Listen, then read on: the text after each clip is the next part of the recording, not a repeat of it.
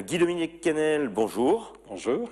Roland Ries vous attaque, on peut le dire, assez fortement. Alors avez-vous réellement augmenté votre part de taxe d'habitation de 33% à Strasbourg?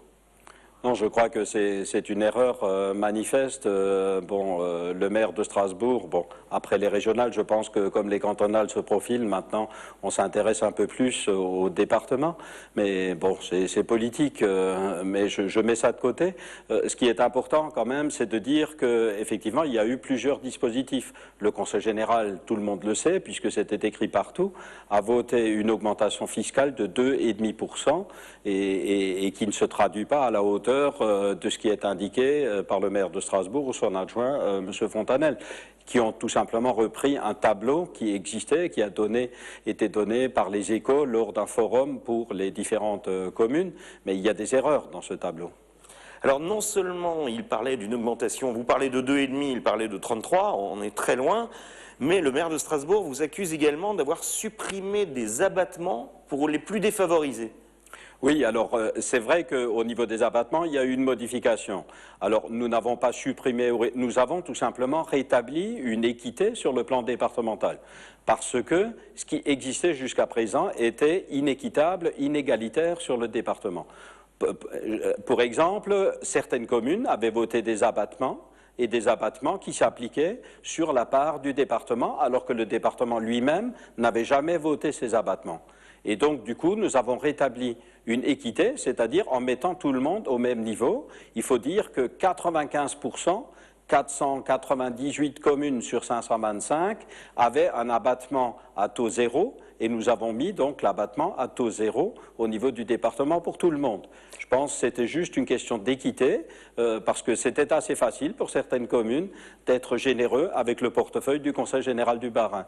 Donc nous avons rétabli cet équilibre. Voilà ce qui a été modifié au niveau de l'abattement. Alors une deuxième modification qui, elle, est vraiment importante et qui a été décidée cette fois-ci par le Conseil général et qui est une première. Nous sommes la seule collectivité à le faire. Nous avons décidé d'un abattement de 10% pour les personnes handicapées ou ceux qui hébergent des personnes handicapées. Voilà, ça c'est une nouveauté. Mais c'est un abattement supplémentaire de 10%.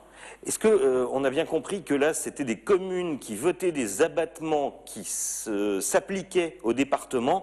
Est-ce que vous ne croyez pas que c'est vraiment très compliqué pour le contribuable, l'électeur, et qu'avec des chiffres qui vont de 2,5 à 33%, on ne s'y retrouve plus? Est-ce qu'il n'y a pas à simplifier tout ça?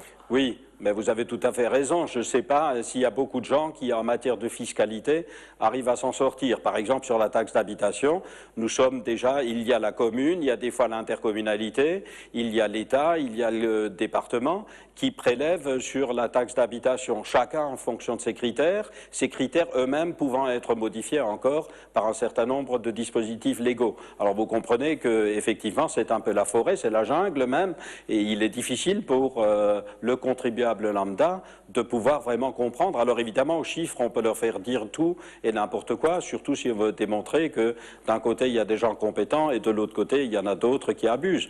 Alors que nous voulons l'équité.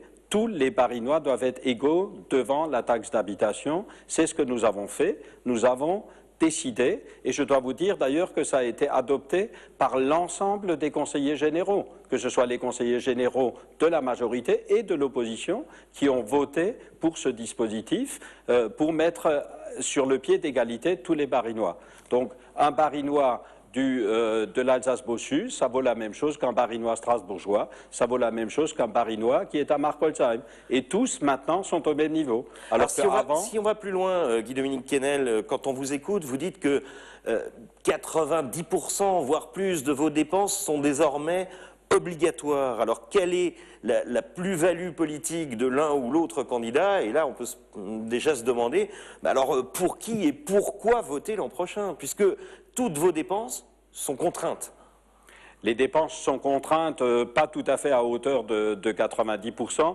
Pour l'instant, nous sommes à 72% des dépenses du département du Bas-Rhin qui sont fixées par des textes légaux. Donc vous voyez, il reste quand même une liberté à hauteur de 28%. Nous avons fait le choix d'être présents aux côtés des associations, aux côtés des communes et des intercommunalités prioritairement, et en même temps, sur les 78%, vous savez, même s'il y a des dépenses qui sont imposées par l'État, la mise en œuvre de ces dépenses, elle varie d'un département à l'autre, que ce soit pour les personnes handicapées, que ce soit pour les personnes âgées. Nous avons plus de 18 000 personnes âgées qui bénéficient de l'APA dans le département du Bas-Rhin.